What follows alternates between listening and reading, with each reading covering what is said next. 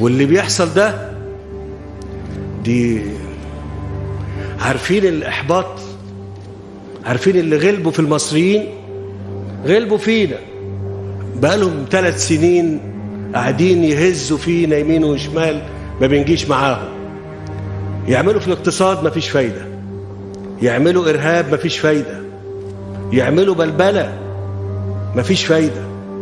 فاللي بيحصل ده كان إحباط. اوعى تفتكروا غير كده، ده إحباطهم، لأن المصريين حيروهم.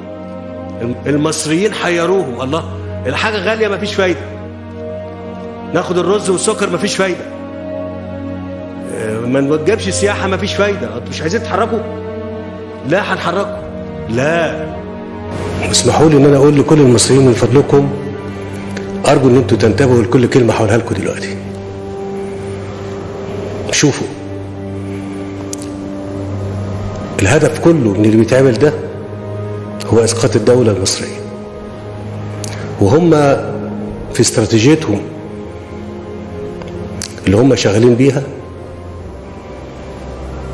عارفين كويس قوي ان تماسك الدولة، تماسك المصريين لابد من كسره.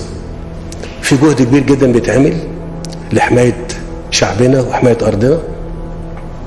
مصر لن تتردد